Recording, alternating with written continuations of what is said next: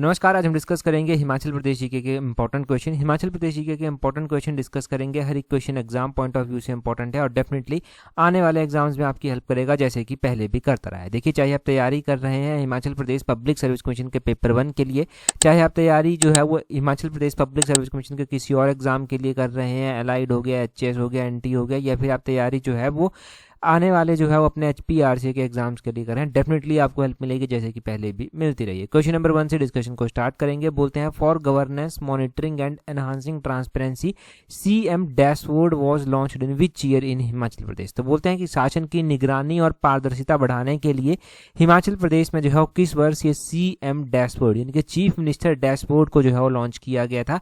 अब देखिए, CM dashboard जो है वो कब लॉन्च किया गया था हिमाचल प्रदेश में? ये जो है वो लॉन्च किया गया था मार्च के महीने में 2025 को। ऑप्शन डी इसका सही आंसर हो जाएगा। 1 मार्च को जो है वो 2025 में जो है वो इसको जो है वो लॉन्च किया गया था। क्यों लॉन्च किया गया था, किस उद्देश्य के साथ इसको लॉन्च किया गया था? अब देखिए, एक तो इसका जो है वो उद्देश्य था कि जो रियल टाइम मॉनिटरिंग है उसको जो है वो थोड़ा सा स्ट्रेंथन किया जा सके। हिमाचल प्रदेश में जो ट्रांसपेरेंसी है गवर्नेंस में, उसको भी जो है वो इम्प्रूव जो है वो किया जा सके। इसके साथ ही आपने ध्यान रखना है कि ये जो CM डैशबोर्ड जो है वो बनाया गया है, ये इस हिसाब से डिज़ाइन किया गया है कि ये ट्रैक भी करेगा और प्रोग्रेस को भी जो है वो और परफॉर्मेंस को भी जो है मॉनिटर करेगा 8 मेजर डिपार्टमेंट्स की। और 8 मेजर डिपार्टमेंट्स के जो है वो 66 की परफॉर्मेंस इंडिकेटर्स जो हैं वो इसमें देखे जाएंगे। ये जो 8 मुख्य डिपार्टमेंट आते हैं, इसमें हेल्थ डिपार्टमेंट आ जाता है, रूरल डेवलपमेंट आ जाता है, पब्लिक वर्क डिपार्टमेंट आ जाता है, जल शक्ति विभाग आ जाता है, revenue department, women and child development, education department, tribal development. इस तरह के 8 जो हैं वो टोटल डिपार्टमेंट आते हैं जिनकी मॉनिटरिंग की जाएगी। और इन 8 डिपार्टमेंट्स के जो है वो अलग अलग इंडिकेटर्स हैं। टोटल 66 इंडिकेटर्स जो हैं वो रखे गए हैं जिनकी ये मॉनिटरिंग जो है वो करेगा CM डैशबोर्ड। तो CM डैशबोर्ड के बारे में जानकारी मिल गई, कब ये लॉन्च किया गया था, किस उद्देश्य के साथ जो है वो लॉन्च किया गया था, ये आपको पता चल गया। इसके बारे में अगर कोई भी क्वेश्चन पूछा जाएगा तब आपका क्वेश्चन गलत नहीं होना चाहिए। अगला क्वेश्चन देखिए क्या बोलते हैं। यहाँ पर बोलते हैं, यहाँ पर when did Shimla was declared the capital of Himachal Pradesh. तो बोलते हैं कि शिमला को जो है वो हिमाचल प्रदेश की जो है वो कैपिटल कब डिक्लेयर किया गया था। अब देखिए, शिमला को जो है वो हिमाचल प्रदेश की कैपिटल जो है वो कब बनाया गया था। अब शिमला को हिमाचल प्रदेश की कैपिटल जो है वो 1971 में बनाया गया था। 1971 में जो है बनाया गया था, तो ऑप्शन डी जो है वो इसका सही आंसर जो है वो हो जाएगा। 15 अप्रैल 1948 को हिमाचल प्रदेश की स्थापना हो गई थी। 1956 में जो है वो हिमाचल प्रदेश केंद्र शासित प्रदेश बन गया था। 1971 में जो है वो इसको पूर्ण राज्य का दर्जा मिल गया और 1971 में ही हिमाचल की अपनी एक राजधानी बना दी गई। वो शिमला में जो है वो इसकी राजधानी जो है वो बनाई गई। अगर हम शिमला शहर की बात करते हैं तो शिमला के बारे में हम क्या क्या पढ़ चुके हैं चीज़ें, और शिमला के बारे में क्या क्या प्रमुख बिंदु जो है वो आपको ध्यान रखने हैं। एक तो आपने ध्यान रखना है कि शिमला जो है वो समर कैपिटल भी जो है वो इंडिया की रह चुकी है। अब शिमला समर कैपिटल रह चुकी है, कब जो है ये समर कैपिटल जो है वो बनी थी इंडिया की? तो 1864 में, 1864 की बात है जब शिमला को जो है वो समर कैपिटल जो है वो बनाया गया था। अब 1864 में जो है वो समर कैपिटल शिमला को बनाया गया था। उस टाइम आपने कमेंट कर बताना है कि वाइसराय ऑफ इंडिया कौन हुआ करते थे। ये काम आपके लिए है कि उस टाइम वाइसराय ऑफ इंडिया जो है वो कौन हुआ करते थे। अब शिमला की बात हो रही है तो शिमला का नाम, तो शिमला एग्रीमेंट जरूर जो है वो आपको पता होना चाहिए कि कब हुआ था, एग्जैक्टली कब हुआ था, कौन से महीने में हुआ था। तो शिमला एग्रीमेंट 1972 में हुआ था। ये क्वेश्चन पछले बार पंचायत सेक्रेटरी का जो एग्जाम हुआ था उसमें पूछा भी जा चुका है कि शिमला एग्रीमेंट कब हुआ। तो ये 1972 में जो था वो हुआ था। 1972 में 2 जुलाई को जो था ये हुआ था। 2 जुलाई 1972 को शिमला एग्रीमेंट होता है। किस किस के बीच में हुआ था? इंडिया और पाकिस्तान के बीच में जो है वो हुआ था। इंडिया और पाकिस्तान के बीच में हुआ था। इंडिया की ओर से जो है वो उस टाइम प्रधानमंत्री थी इंदिरा गांधी, ये आपने ध्यान रखना है। और दूसरी ओर जो है वो पाकिस्तान के साथ जब ये हुआ था तो पाकिस्तान के प्रेसिडेंट जुल्फिकार अली भुट्टो थे जिन्होंने यहाँ पर जो है वो भाग लिया था। ठीक है, ये शिमला एग्रीमेंट के बारे में पता चल गया। जैसे ही हम शिमला एग्रीमेंट की बात करते हैं तो ये हुआ कहाँ पर था, शिमला में भी कहाँ पर हुआ था। तो शिमला एग्रीमेंट आपने ध्यान रखना है कि शिमला एग्रीमेंट शिमला में जो है वो, शिमला में जो राजभवन है प्रेजेंट टाइम में, वहाँ पर जो है वो हुआ था। कहाँ पर हुआ था? जो राजभवन प्रेजेंट टाइम में है, जिसको बार्न्स कोर्ट के नाम से भी जो है वो जाना जाता है, जिसको क्या बोलते हैं, बार्न्स कोर्ट भी बोलते हैं। तो यहाँ से भी ये क्वेश्चन जो है वो बनता है। यहाँ से क्या क्वेश्चन बनता है कि राजभवन का पुराना नाम क्या है, या फिर राजभवन को अन्य किस नाम से जो है वो जाना जाता है। तो बार्न्स कोर्ट के नाम से जो है वो राजभवन को जो है वो जाना जाता है। राजभवन का मतलब क्या है, राजभवन का मतलब ये है जहाँ पर जो है वो हिमाचल प्रदेश के गवर्नर जो है वो रहते हैं। जो गवर्नर का ऑफिशियल रेजिडेंस है हिमाचल प्रदेश के, उसको जो है वो राजभवन के नाम से जो है वो जाना जाता है। राजभवन की भी अपनी एक हिस्ट्री जो है वो है। राजभवन की क्या हिस्ट्री है, 1832 में जो है वो सर एडवर्ड बार्न्स यहाँ पर रहते थे, जिनके नाम पर इसको जो है वो बार्न्स कोर्ट बोला गया।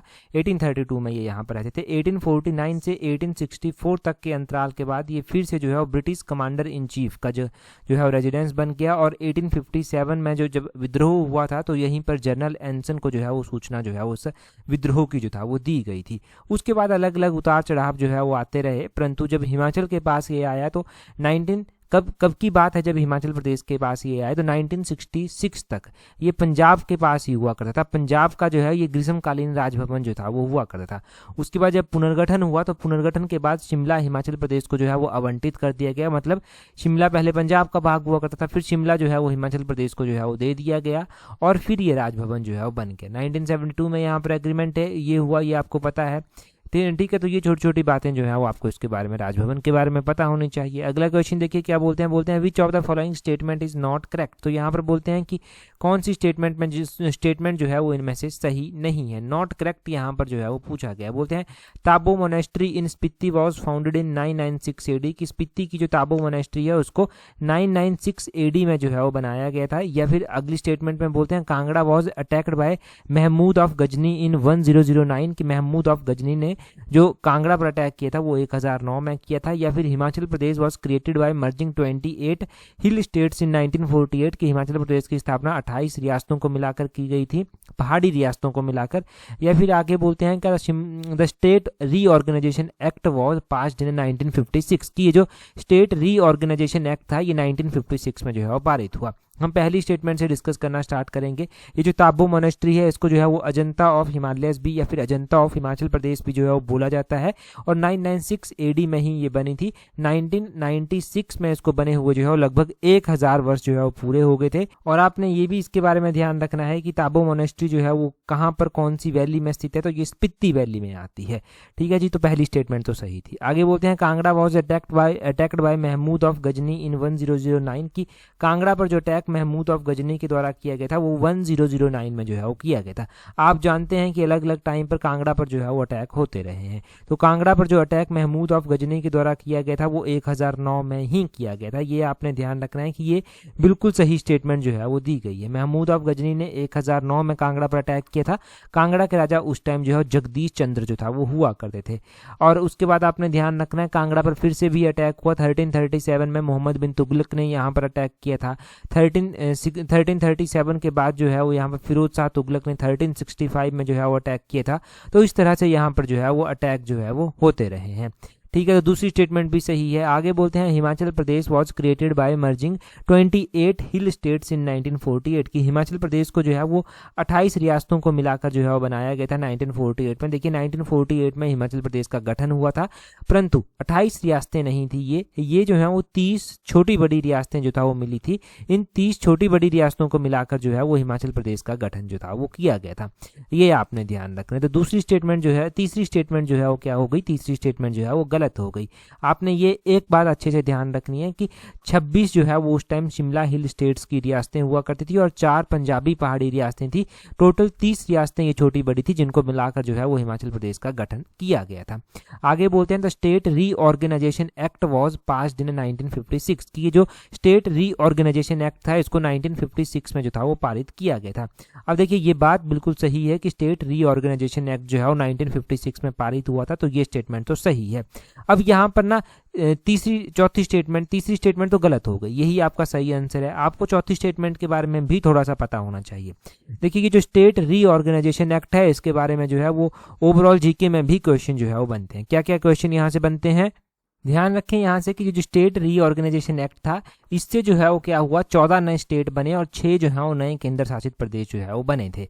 ठीक है, और ये बनाए गए थे 1 नवंबर 1956 को, और हिमाचल प्रदेश को जो है वो उस टाइम केंद्र शासित प्रदेश बनाया गया था। हिमाचल प्रदेश के साथ 5 और केंद्र शासित प्रदेश थे, जैसे कि अंडमान निकोबार हो गया, दिल्ली हो गया, मणिपुर हो गया, त्रिपुरा हो गया, लक्षद्वीप, मिनिकॉय, एमिनदीवी आइलैंड हो गया, जिसको लक्षद्वीप जो है वो आप प्रेजेंट टाइम में बोलते हैं। तो ये जो है वो 5 केंद्र शासित प्रदेश जो है वो उस टाइम और बनाए गए थे हिमाचल के अलावा, मतलब टोटल 6 केंद्र शासित प्रदेश जो है वो बनाए गए थे। तो ये इसके बारे में आपको ध्यान रह जाएगा। अब आपने ये भी ध्यान रखना है कि जो स्टेट रीऑर्गेनाइजेशन एक्ट था ये कौन से ईयर का एक्ट है, ये 1956 का जो है वो एक्ट है। इससे पहले part A, part B, part C, इस तरह से स्टेट जो है वो हुआ करते थे। इस तरह से स्टेट्स को जो है वो डिस्टिंक्शंस जो था वो दी गई थी। अब part A, part B, part C state जो है वो खत्म कर दिए गए, और इस तरह से जो है वो एक जो है वो स्टेट्स का दर्जा दिया गया कुछ राज्यों को, और कुछ राज्यों को केंद्र शासित प्रदेशों का दर्जा दिया गया, और बाद में चलकर और भी स्टेट जुड़ते गए। अभी भी आप देखते हैं कि अलग अलग स्टेट जो है वो कई बार बीच में बना दिए जाते हैं। अगला क्वेश्चन देखेंगे हमारे पास क्या पूछा गया है, परंतु अगला क्वेश्चन हम डिस्कस करें उससे पहले देखिए, अगर आप तैयारी कर रहे हैं अपकमिंग HPRC के जनरल अवेयरनेस सेक्शन के लिए, चाहे आप HPRC के किसी भी एग्जाम के लिए तैयारी कर रहे हैं, जनरल अवेयरनेस का सेक्शन हर एक एग्जाम में पूछा जाएगा, और आप जानते हैं कि जनरल अवेयरनेस की कितनी इंपॉर्टेंस है। अगर आप इस इंपॉर्टेंस को समझते हैं तो आप हमारी इस टेस्ट सीरीज में जुड़ सकते हैं। इस टेस्ट सीरीज का लिंक जो है वो नीचे डिस्क्रिप्शन बॉक्स, कमेंट बॉक्स में जो है वो दिया गया है। दूसरी बात ये होगी कि अगर आप तैयारी कर रहे हैं हिमाचल प्रदेश पब्लिक सर्विस कमीशन के एग्जाम्स के लिए, आप असिस्टेंट प्रोफेसर जैसे अच्छे एग्जाम्स के लिए तैयारी कर रहे हैं और अच्छी पोस्ट को भी लेना चाहते हैं, तो इसमें पेपर 1 होता है, पेपर 2 होता है। पेपर 2 के ऊपर ऑब्वियसली आपकी अच्छी कमांड होगी जब आपने नेट भी क्वालिफाई किया है, सेट के फिर क्वालिफाई किया होगा। अगर आप पेपर 1 के ऊपर भी अच्छी कमांड बनाना चाहते हैं और अच्छा स्कोर करना चाहते हैं तो पेपर 1 की टेस्ट सीरीज का लिंक नीचे डिस्क्रिप्शन बॉक्स, कमेंट बॉक्स में दिया गया है, इसको भी जो है वो आप ज्वाइन कर सकते हैं। अभी अगला क्वेश्चन देखिए क्या बोलते हैं। नेक्स्ट क्वेश्चन में बोलते हैं what amount has been recommended to the Panchayati Raj institutions of the Himachal Pradesh by the 15th finance commission for the financial year 2025-26। तो बोलते हैं ये जो 15th फाइनेंस कमीशन था, 15th फाइनेंस कमीशन के द्वारा जो है वो बोलते हैं कि हिमाचल प्रदेश को जो पंचायती राज इंस्टीट्यूशन है उनको कितना पैसा जो है, कितनी राशि जो है वो सिफारिश की गई है या फिर एलोकेट की गई है। आपने ध्यान रखना है कि जो 15th फाइनेंस कमीशन है इसने 343 करोड़ रुपया देने की बात जो है वो कही है हिमाचल के पंचायती राज इंस्टीट्यूशंस को। ये आपको क्लियर हुई बात यहाँ से। अब दूसरी बात यहाँ से आप ये भी ध्यान रखें कि पंचायती राज डे भी जो है वो मनाया जाता है। एक ये भी पता होना चाहिए कि ये हर साल कब मनाया जाता है। तो पंचायती राज डे 24 अप्रैल को हर साल जो है वो मनाया जाता है। और दूसरा ये भी ध्यान रखें कि 15th फाइनेंस कमीशन की यहाँ पर जो है बात हो रही है, तो 15th फाइनेंस कमीशन के जो है चेयरमैन कौन बनाए गए थे, 15th फाइनेंस कमीशन के चेयरमैन जो है वो किसको बनाया गया था, ये क्वेश्चन भी एग्जाम में जो है वो पूछा जाता है। तो 15th फाइनेंस कमीशन के चेयरमैन का नाम ध्यान रखें, NK सिंह, नंद किशोर सिंह जो है वो 15th फाइनेंस कमीशन के जो है वो चेयरमैन बनाए गए थे। तो ये आपको जो है वो बातें क्लियर हुई यहाँ से, ये सब आपने जो है वो ध्यान रखना है। अब हम यहाँ पर जो है वो बात कर रहे थे कि पैसे जो है वो एलोकेट किए गए 15th फाइनेंस कमीशन के तहत जो है पंचायती राज इंस्टीट्यूशंस को। तो यहाँ से क्या कुछ और भी जानकारी हमें मिल सकती है? अगर हाँ मिल सकती है तो क्या जानकारी यहाँ से हम ले सकते हैं? देखिए ये जो फाइनेंस कमीशन बनाया जाता है ये कौन से आर्टिकल के तहत जो है वो बनाया जाता है, एक ये भी क्वेश्चन जो है वो बनता है। तो फाइनेंस कमीशन जो कॉन्स्टिट्यूट किया जाता है ये इंडियन कॉन्स्टिट्यूशन का आर्टिकल नंबर 280 है। आर्टिकल नंबर 280 के तहत जो है वो कॉन्स्टिट्यूट जो है वो किया जाता है। पंचायती राज डे की हम बात कर रहे थे, तो 2026 में ये पंचायती राज डे भी मनाया गया। इसकी थीम क्या रखी गई थी? इसकी थीम रखी गई थी सशक्त पंचायत सर्वांगीण विकास, मतलब एम्पावर्ड पंचायत होलिस्टिक डेवलपमेंट जो है वो इसकी थीम रखी गई थी। तो थीम के ऊपर भी क्वेश्चन जो है वो एग्जाम में बन जाता है। नेक्स्ट क्वेश्चन देखिए हमारे पास क्या पूछा गया है। अगले क्वेश्चन में बोलते हैं what is the primary objective of Vishesh Mahila Utthan योजना। तो ये एक विशेष महिला उत्थान योजना जो है वो हिमाचल प्रदेश में जो है वो चलाई गई है। अब बोलते हैं कि ये जो विशेष महिला उत्थान योजना जो है वो चलाई गई है, इस योजना का जो है वो उद्देश्य क्या है, किस उद्देश्य के साथ जो है ये योजना चलाई गई है और किस तरह से इसके ऊपर जो है वो क्वेश्चन जो है वो बन सकते हैं। ये जो विशेष महिला उत्थान योजना चलाई गई है, ये चलाई गई है, पहले तो आंसर की बात करेंगे सीधा, ये चलाई गई है to rehabilitate marginalised women particularly sex workers through vocational training and skill development. Option B जो है वो सही आंसर है। इसमें सीधा सा टारगेट ये रखा गया है कि रिहेबिलिटेट करना है, फिर से जो है वो स्थापित करना है जो मार्जिनलाइज्ड महिलाएं हैं या फिर सेक्स वर्कर्स हैं, इनको वोकेशनल ट्रेनिंग देनी है, स्किल डेवलपमेंट देना है, जिसके थ्रू जो है ये खुद को रिहेबिलिटेट जो है वो कर सकें। ठीक है, ये आपने ध्यान रखना है। अब क्या होगा, जब ये स्किल सीख लेंगी, जब ये जो है वोकेशनल ट्रेनिंग प्राप्त कर लेंगी, तो ये आजीविका के साधन भी जो है वो खुद को ढूंढ सकेंगी, जैसे कि लाइवलीहुड अपॉर्चुनिटीज़ इनको अलग अलग मिल जाएंगी, खुद आत्मनिर्भर जो है ये हो सकेंगी, सेल्फ रिलायंस ये हो सकेंगी। अब इस योजना के तहत जो है वो स्टाइपेंड भी सरकार जो है वो देती है। 3,000 रुपये का मंथली स्टाइपेंड दिया जाता है और टोटल फीस जो है वो 800 रुपया जो है वो होती है। ठीक है जी, तो ये भी आपने ध्यान रखना है कि क्या स्टाइपेंड दिया जाता है, क्योंकि जो Himachal Pradesh public service commission जो है वो क्वेश्चन पूछता है, वो अलग तरह से क्वेश्चन पूछता है, HPRC अलग तरह से क्वेश्चन पूछता है। तो अगर आपने डिटेल से सुना है, नोट्स को अपडेट किया है, तब क्वेश्चन कैसे भी कर पूछा जाए, आप दोनों के दोनों क्वेश्चंस का जो है वो अच्छे से जो है वो आंसर दे देंगे, चाहे कोई भी कैसे भी क्वेश्चन जो है वो पूछ ले। अगले क्वेश्चन में देखिए क्या बोलते हैं which of the following lamas entertained people by acting plays and chanting legends. तो बोलते हैं कि निम्नलिखित में से कौन से लामा जो हैं वो लोगों को नाटकों और अभिनय के माध्यम से या फिर किंवदंतियों का जाप करके जो है लोगों का मनोरंजन जो है वो करते हैं। तो ये जो लामाज हैं इनको जो है वो बुचेन्स बोलते हैं। बुचेन्स, ऑप्शन बी जो है वो इसका सही आंसर है। देखिए, इस तरह के क्वेश्चन हमने अक्सर देखा है कि पेपर 1 में तो पूछे ही गए। हालांकि HPRC ने इस तरह के क्वेश्चन अभी तक नहीं पूछे हैं, परंतु धीरे धीरे पैटर्न चेंज हो रहा है HPRC का भी। तब आपको जो है वो मेंटली प्रिपेयर रहना है, ऐसा तो नहीं है कि एक ही एग्जाम देंगे। अब बोलते हैं ये बुचेन्स जो है वो बोला जाता है जो अभिनय करते हैं, किंवदंतियों का जाप करते हैं, लोगों का मनोरंजन जो है वो करते हैं, उन लामाज को। अब देखिए, लामाज की जब यहाँ पर बात हो रही है तो ये बुचेन्स लामाज को जो है बुझेन भी कहीं पर जो है वो कर लिखा जाता है, बुजेन्स भी लिखा जाता है। तो ये कन्फ्यूजन नहीं होना चाहिए, बताने का मतलब ये है, अगर आप लाहौल स्पीति जाएंगे, स्पीति घाटी को ट्रैवल करेंगे, पिन वैली को ट्रैवल करेंगे, तो वहाँ पर जो है वो इस तरह के लामाज आपको देखने को जो है मिल जाएंगे। ये भी कहा जाता है कि भय और बीमारियों को दूर करने के लिए या फिर पत्थर तोड़ने की रस्म के लिए जो है ये लामाज जो है प्रसिद्ध होते हैं। पिन वैली में, काजा के अक्सर गांव में जो है ये जो है अनुभव किया जा सकता है, इन लामाज को जो है वो देखा जा सकता है। तो ये अलग अलग अनुभव है, ठीक है। तो परंतु जितना हम इंपॉर्टेंट याद रखेंगे वो तो हम क्वेश्चन याद रखेंगे और स्टार यहाँ पर लगा लेंगे कि इस तरह का question HPRC Himachal Pradesh public service commission पूछ सकता है, इनफैक्ट पूछा भी गया है। अगला क्वेश्चन देखिए क्या बोलते हैं hill man and young girls are painting of which of the following. तो देखिए, हमारे पास जो है वो अलग अलग पेंटर्स हिमाचल प्रदेश में हुए, अलग अलग पेंटर्स हुए, उनके द्वारा बहुत ही ज़्यादा प्रसिद्ध पेंटिंगें जो है वो बनाई गई। अब बोलते हैं हिल मैन और यंग गर्ल कर जो है वो पेंटिंग जो है वो बनाई गई। अगर आप पेपर 1 का पैटर्न देखेंगे ना, इससे पहला का, जो इससे पहले पेपर 1 हो चुके हैं, चाहे वो कोई सा भी पेपर 1 है, तो खासा जोर पेंटिंग्स के बारे में भी दिया गया था। एक दौर तो ऐसा आया था कि हर एक एग्जाम में ये पेपर 1 के हर एक एग्जाम में जो है ये पेंटिंग्स का क्वेश्चन जो है वो लगभग पूछा जा रहा था। हम बात हिल मैन और यंग गर्ल पेंटिंग की कर रहे हैं कि ये पेंटिंग जो है वो किसके द्वारा जो है वो बनाई गई है। तो ये अमृता शेरगिल के द्वारा किया गया कार्य है। अमृता शेरगिल, इसका ऑप्शन बी जो है वो सही आंसर हो जाएगा। अब पेंटिंग के बारे में क्वेश्चन पूछा जाए यही ज़रूरी नहीं, पेंटर के बारे में भी क्वेश्चन पूछ सकते हैं। अमृता शेरगिल जो थी, इनका जन्म जो है वो हंगरी के बुदापेस्ट में हुआ था और 1913 में इनका जन्म हुआ था। कई बार वो भी पूछ ले जाता है कब हुआ था। हिमाचल से ये कैसे जुड़ी, तो हिमाचल का जो शिमला है, शिमला का जीसस और मैरी स्कूल है जहां से ये जो है वो पढ़ाई प्राप्त करती हैं, तब ये हिमाचल के साथ जो है वो जुड़ी। इनके जो प्रसिद्ध कार्य हैं उसमें एक ब्लैक न्यूड कर जो है वो आता है, ब्लैक न्यूड हो गया, टॉर्सो कर भी इनका एक कार्य है, टॉर्सो कर, और गर्ल विद पिक्चर कर भी इनका एक कार्य है। बहुत सारी पेंटिंग्स हैं, मैं इंपॉर्टेंट वन आपको बता रहा हूँ। गर्ल विद पिक्चर कर भी जो है वो इनकी एक पेंटिंग है, ये आपने ध्यान रखना है। इसके अलावा जो है वो ब्राइड्स टॉयलेट कर भी जो है वो इनकी एक पेंटिंग है, ये भी इंपॉर्टेंट पेंटिंग है। ब्राइड्स टॉयलेट कर भी जो है वो इनकी पेंटिंग है। सिटिंग न्यूड कर भी इनकी एक पेंटिंग है। सेल्फ पोर्ट्रेट है, या फिर जो है वो वुमेन ऑन बीच हो गया, एलिफेंट प्रोमिनेड हो गया।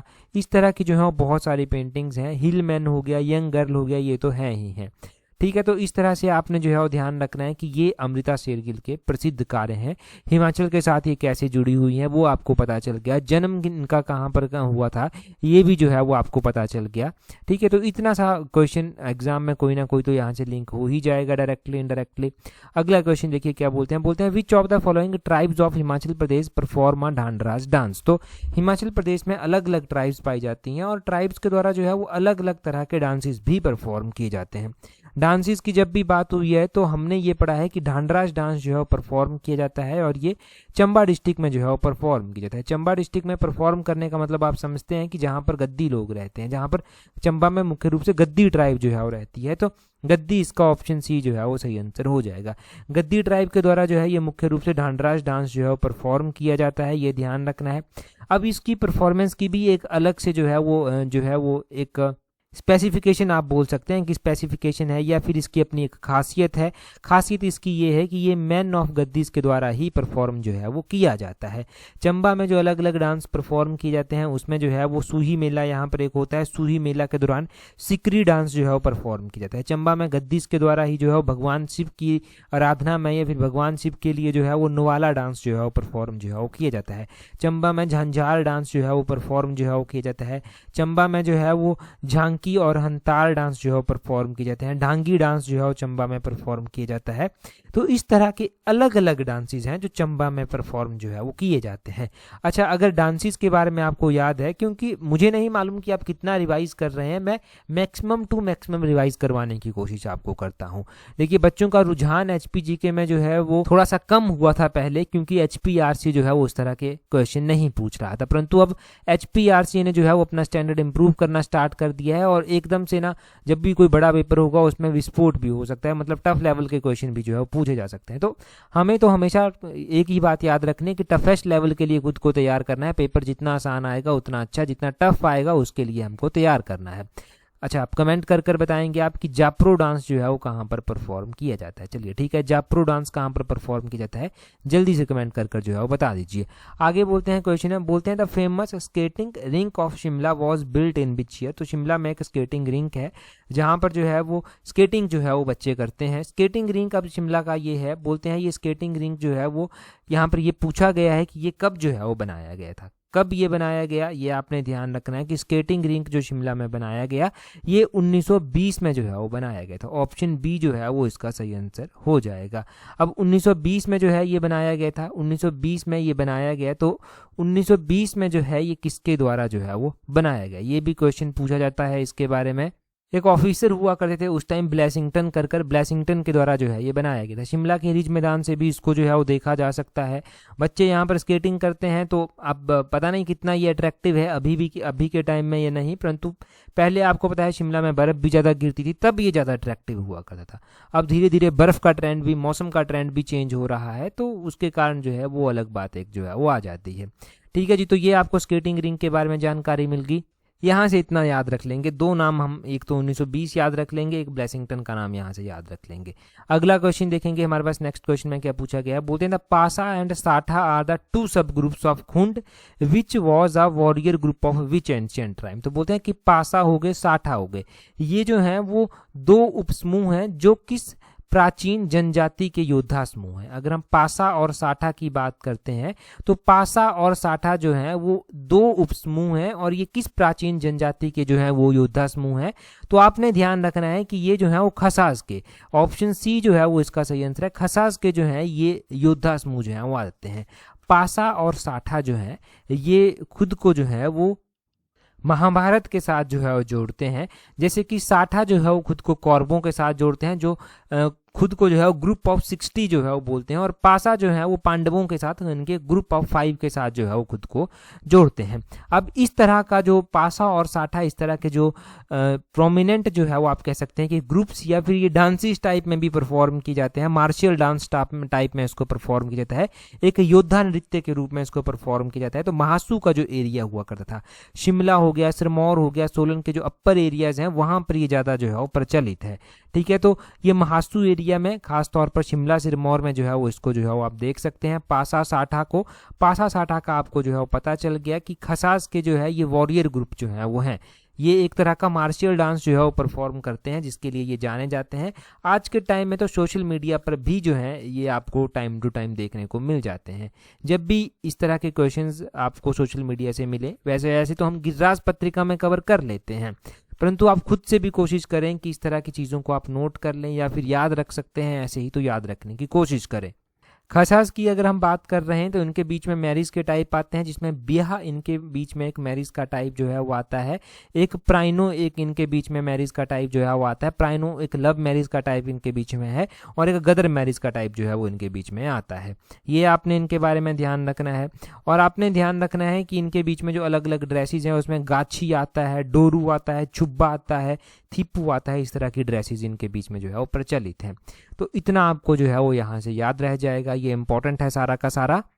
अगला क्वेश्चन देखिए, बोलते हैं when did assembly was revived in the Himachal Pradesh. तो बोलते हैं कि असेंबली यानी कि विधानसभा को हिमाचल में जो है कब रिवाइव किया गया था, कब पुनर्जीवित जो है वो किया गया था। तो हिमाचल प्रदेश असेंबली की बेसिकली ये बात की जा रही है कि कब इसको पुनर्जीवित किया गया था। 4 ऑप्शंस आपके पास दिए गए हैं, अपना आंसर आप जल्दी से कमेंट कर बताइए। इससे पिछले वीडियो में हम इसको डिस्कस कर चुके हैं। टेलीग्राम पर अगर आपने अभी तक हमें ज्वाइन नहीं किया है तो टेलीग्राम पर ज्वाइन करने के लिए अपने टेलीग्राम से @allexam31 करके सर्च करना, आपको हमारा टेलीग्राम चैनल मिल जाएगा। आज की इस वीडियो में इतना ही है। That's all for today. Thank you very much for watching and listening. Get very patient.